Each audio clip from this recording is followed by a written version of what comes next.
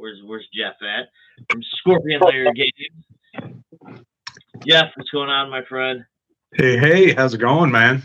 So normally when I introduce guests, I say their first and last name. I'm not even going to try your last name. So why don't you say it for everyone so I don't butcher it, make myself look dumb. Ignatowski, just like Jim Ignatowski on Taxi. Yeah, I'm still not even going to try it because when I look at it, I want to say something else. I don't want to butcher it. Anyways, Jeff, welcome to the show. Glad to have you on here. Absolutely. I've known you for a couple years now together. We've hang out at Fear Expo and things like that. We have a good time. For sure. Tell us, for the people who don't know about Scorpion Lair Games, tell us what you do. All right. So I make games. So my original game is Killers, the card game, was the very first game that I put out. And at the very first Fear Expo, I was there, and I didn't even have games back then. And so it was kind of cool that, I was there. I was, trying to get everything together and do it. And then I got to come back a year later with a whole bunch of games. And I have a ton of stuff out now. We have a party game called Speed Kills. We have a trading card set called Serial Killer Kids. And then this year we released a custom haunted house game. And then after Fear Expo, we decided that we were going to do a haunt game that is kind of universal, that can go out to all of the haunts, no matter how big you are, or, just to get it out there to help promote. Now, you mentioned the serial killer games. That's obviously your most popular game. I saw this year, I saw a bunch of people walking around with their boxes of the serial killer game. Tell us about that. Okay, so it's really funny because everybody says serial killer game, and it is and it isn't. It is, the name of the game is Killers, the card game, and we did that intentionally because we wanted we wanted to be able to add killers of all kinds, not just serial killers. Honestly, because if you only have serial killers, there's only maybe 1,000 killers that you can realistically come up with through the ages. But if you start adding in, poisoners, nurses who kill, parents who kill, families who, people who kill their whole families, shooters and everything, then you have thousands and thousands of killers out there. So yeah. So Killers, a card game, is the original. It is a cross between D&D and Magic. So it is very RPG style. So you can go out there and you can play as the killer, going around trying to get your kills and avoiding the police and the other players from screwing you over. So how do you decide who makes the cut as far as the killers go? So initially, of course, we went to all the big names. We put Ted Bundy in the game, and Jeffrey Dahmer, and Ed Kemper and people like that. And then we really wanted to get outside of that because a lot of the game was really about awareness and trying to get people to understand that these killers are around all the time, and allowing them to kind of dip into the psychology a little bit and get into the mind of these different killers. So then we started digging real deep, and we have people in there like Caetano Santos Gadino, and who is the demon midget of Argentina. We've got all kinds of people in there, some that you know of, some that you don't know of. And, the only requirement is that you had to have killed somebody.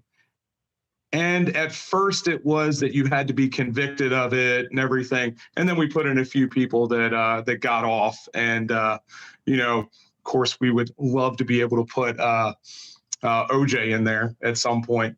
And maybe that's going to happen. So how much time and research goes into making sure that each one of these cards is accurately portraying the person that's on them? A lot. And so since each and every card has a bio on the back, so we have a short little bio, And then we also have some statistics. And then on the front of the card, there are 4 different categories. You have charisma, brutality, intelligence, and elusiveness. And those are your 4 categories to be able to play the game. So each one of the killers is a little bit different, all dependent on who they were in real life. So that's how we kind of get the RPG elements of the game in there and make it a lot of fun, because you can have people that really are not good killers.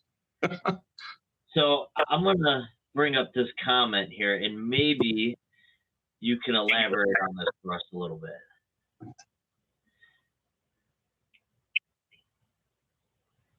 I don't know if we can do the whole thing, but so while you're getting that, I'll respond to this other comment that just popped up.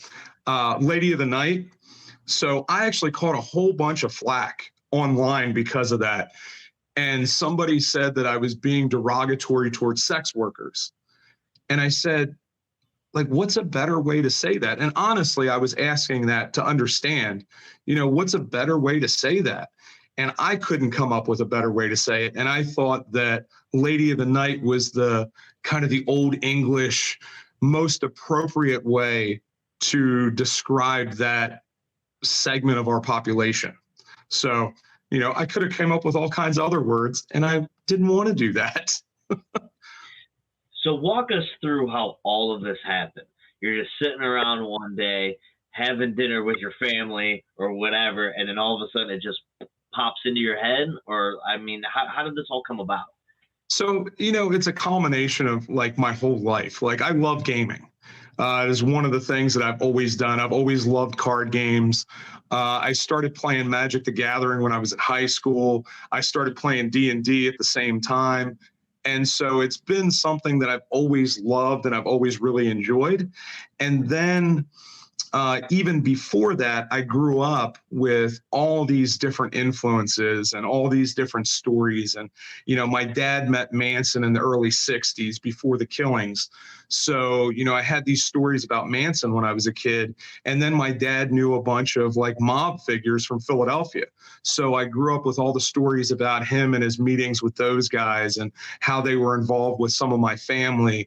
And so, I've been around true crime my whole life. And so how the card game came about, I was at an oddity shop I'm in Ohio, I'm in Cincinnati, but here in the area, we went to this one oddity shop and my son was there with me, and we were getting ready to check out, and he's looking at the stand there, and he's like, "Dad, buy me a pack of these cards." And I was like, "What are they?" And I looked at them, and they were the old true crime cards from the 90s. And this is about 3 or 4 years ago now. And I'm like, "Oh man, how much are those? I used to have those when I was a kid." And he said, "They're $6 a pack, Dad." And I said, "You ain't getting no goddamn cards, son. Like, I'm not getting you a $6 pack of cards so you can throw them away." And he was like, "Come on, Dad." And I was like, "No, you are not getting any cards." I was like, "Man, I could make these." And on the drive home, I came up with the idea for killers. And I was sitting there, and within an hour and a half, I had the basic game sketched out. And then it took me another 3 years or so to get it in development and to get it going. But, the idea, and I, not too long ago, found that notebook, and it is almost identical to the game that I have now. So in an hour and a half, I came up with it. So it was wild, all because my son wanted a $6 pack of cards. And now the funny thing is serial killer kids that I sell at my booth that we created, I sell for $6 a pack. So you were interested in doing a giveaway. Yes. So I tell you what, you tell us what you want to give away, and then you make the rules on how the giveaway is going to happen. Oh, shit. All right. Man, put me on the spot. All right. So what we got is we've got 3 promo packs. And so those are 10-card promo packs that have a whole bunch of different killers that weren't added to the regular game. And you can get a 10-card promo pack. There are 3 of those available. And then we're going to give away the grand prize. I'll give you a game. if you don't have Killers a Card Game yet, we'll send you a copy of Killers a Card Game.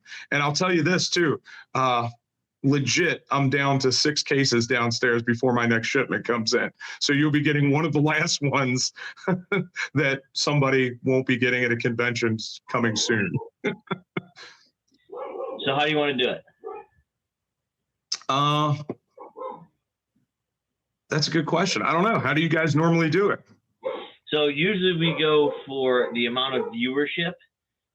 So we pick a number and then we hashtag something. Okay. So I don't. Let's start with, we'll go with, we get 25 viewers and then hashtag Killers Card Game. So do Killers TCG. That's the hashtag we use all the time. So we'll get 25 viewers and hashtag Killer TCG, and that enters to win the contest. And we will announce it at the end of the show tonight. Sound good? Sweet. That sounds good to me. So tell us about some of the other games that you got going on. Okay, so Speed Kills was our second game that we released, and is the one that I don't promote, which is a shame because it's a great game, but it is not in mass production yet. So I have to order every single copy whenever somebody orders it. And often, at a convention, people want to pick stuff up and they want to go, right? They don't want to wait a month for them to get the game. So I don't promote it a bunch, but it's a party game. It's a lot of fun. You play as one killer. You're trying to meet 3 different win conditions on the back of the card, whatever it may be. And you have to avoid the police. You got to avoid the other players, and you can play it solo. So in contrast to Killers a Card Game, Killers a Card Game can play from 2 to 10 people, but Speed Kills plays 1 to 4. And then we have the Haunted House game, which is friggin' awesome. I love that game. And we produced Screamville Cursed Acres was our test market for the custom haunt game. And I know Doug Cox got his first copy just a couple days ago. He posted it on his Facebook and everything, sent me a picture. He was super excited to get it. So I'm really kind of curious to see how much fun he had playing around with that. That game you play as 2 to 6 players, and you're trying to go through and escape from the haunted house. So you're playing as a haunted house attendee, trying to go through the haunt. And in there, you have all of the actors, or I think there's 10 or 11 actors in there from their haunt at Cursed Acres down in Knoxville, Tennessee. And then you are going through the different rooms or the different locations in the haunt, trying to get out the other side. If your fear level gets above terrified, you piss your pants, you're out of the game. So that one's a lot of fun. We're going to do a custom haunt, a more basic haunt game where you're actually going to play as the haunted house actors, and you're going to be trying to scare the shit out of people. What do you got coming out in the future? What are some of your ideas and some plans you got coming out for your future? So I got lots of ideas. It's crazy right now. I've got 7 different things in development. One of them is a party, a huge party game. I'm trying to think. They call it social deduction. So werewolf. And you'll be in a group of people, a couple people, 1 or more people, maybe killers in that group. They'll be going and trying to kill the different villagers, for lack of a better word. We have a better word for that. I don't remember what it is right now. In werewolf, it's called villagers. But you're going to have to figure out who the killers are, what kind of killer they are, and then get them before they kill everybody in the group. So that game will be a lot of fun for big groups. We also I have a Kickstarter that's releasing on May 2nd called Kill Scene is the new one that's coming out. And that is playing spades on steroids. So it is the most messed up game of spades you'll ever play. You're trying to get your points from an abduction, a transportation, a location, and a kill. And you're trying to steal from everybody. You're also trying to negotiate to get your kills. So it is a wild, wild game. Lots of fun. And then I have some crazy shit that has just come up. I am currently working on a proposal. Well, not working on it. I submitted it already because a guy from the Clive Barker podcast approached me. So I'm now currently working on a game to bring together all the worlds of Clive Barker. So we are going to pitch that to a couple of the people that are that run the Clive Barker archives. And then the hope is that we get to pitch it to Clive himself. And we get to sit down and talk with him and work with him on the game. So we will be starting out like looking at, the whole universe of, Hellraiser, Candyman, Nightbreed. So we'll be playing around with all these different ideas and then mixing in some of his books and other works. And then I have a couple custom games that are going out. One that's currently in development for the Torture Museum. They have locations in St. Augustine, Florida, LA, and Chicago. And so we're creating them a custom game. It'll be kind of an escape from the Torture Museum game. And that will be released here in the next couple months. So we talked about earlier about Fear Expo and whatnot. And you were down here this past show in March. Tell us how your weekend was. Oh, it was fantastic. I love you guys. You guys do such a great job. The hospitality is second to none. I've never experienced that before or since at any other convention. There have been a couple that I've gone to as a vendor, and they've been good. They take care of you. But you guys are just a whole different level, which is fantastic. And the growth from year one to year two was amazing.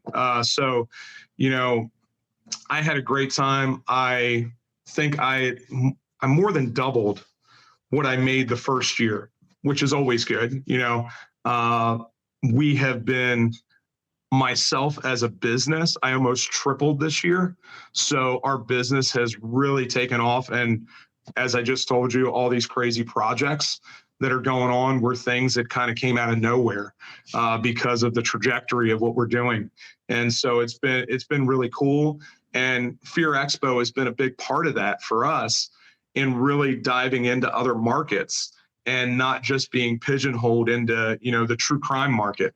I love true crime. It is something that I started out in, but I want to do other things, right? Like Scorpion Lair Games is a game company. We're not just, Killers the card game anymore. So let's go back to your company here. It interests me when people, I get it, and I'm not trying to downplay anything that you do, but like if you want to see a killer, you could Google a killer and figure all that other stuff out. But to actually develop a game, like that takes some real effort and ingenuity and creativity to accomplish this. Walk us through, kind of without giving away too many secrets, on how you kind of construct these games almost out of thin air. So a lot of playing other games, right? Sitting there and playing and understanding game mechanics and, trying to figure out what other people like in games. So I'm constantly playing new games. I have my downstairs basement. If you were down there, if we had the cameras down there, I've probably got 200 games up on my bookshelf there. I need to get another bookshelf full of games. So, it's constant playing and learning, like, what do I like? What do I not like? What do other people like? Because there's plenty of shit that I don't particularly like that other people love. And so figuring out how that works within the mechanics and the story that you want to tell. Because I personally, my philosophy in game making is it has to tell a story, right? of course, the tagline for my business is your dark underbelly of gaming. So obviously our stories are going to be a little darker than other people's, and we like to dive into the messed up stuff. So, for me, telling that story, as well as bringing an element of fun and educating people, is always paramount. So I'm always trying to develop that. I'm always trying to get that kind of response in the games that I create. So yeah, playing a lot of games, sitting there, and when I say that, stealing a lot of mechanics from other people that have done great things is always good. So I got to admit, I'm a little disappointed because you kind of let me down during this interview. I thought you were going to be wearing the top hat. It's currently, it is out in my car because I have to leave tomorrow to go to a convention, and the car is already packed. Gotcha. Understood. So, if you guys haven't seen Jeff's top hat, it's pretty epic. If you ever at one of these conventions and you're wondering where he's at, just look for the top hat. It's pretty. You can't miss it, and it's pretty iconic, and I think it's great. So where can we find you? Where can we find your company? So you can find me online. Our company is the website is scorpionlairgames.com. You can also go to Linktree /KillersTCG. That'll actually get you to everything. So the Linktree will get you to our clothing line. It'll get you to all the shows that I do. I currently have a show that is on Roku right now called Serial Killers Around the World. And then if you want to check out my YouTube, I do a trivia show on Sunday nights on Clubhouse, and it's in the True Crime Talks section. And so a bunch of the ladies on there talked me into doing a YouTube. And I got to tell you, I hate YouTube, but it is kind of like the natural evolution. So I was like, okay, let me do a YouTube. So we literally do a YouTube, and I take the cards, right? And I shuffle them up, and I pull one card out, and I talk about the killer for 5 minutes. We call it 5-minute murder. The girls make fun of me and say that it's more like 7-minute murder because I can't do anything for 5 minutes. I don't know. That one thing popped off of there. Okay, here we go. Okay. So how do I balance my personal likes as opposed to what the public may like? You have to take yourself out of it, right? Because ultimately, if you're going to run a business, you got to be concerned about what people buy. Because if they're not interested, then you're not making any money, and it's not really a business. So, as much as you want to go out there and make something completely new, that's great once you build the base. But you have to build a base first. People have to know who you are and know what you're doing before they're willing to go on any crazy adventure with you into the lands of the unknown. Hopefully that answered that question. So once again, guys out there in chat land, we are currently, I believe, at 20, I think it says. Remember, it's the hashtag KillersTCG. The more you hashtag, the more you're entered into win. He's obviously, Jeff's itching to get rid of some of this stuff so he can get more stuff in. So we're almost there. Let's get those hashtags in. Jeff, thank you so much for coming on the show. Like I said, always have fun with you. I see that my problem is that at these shows is I never get to spend crazy amounts of time with people. But every time you and I bumped into one another and hung out and talked, it's always been a pleasure. Thank you so much for being on the show, and I look forward to seeing what you're going to be coming up with next, and look forward to seeing you at Fear Expo and hopefully HauntCon. Absolutely. I am planning on it. Hopefully this weekend, I go up to Columbus and we crush it up there.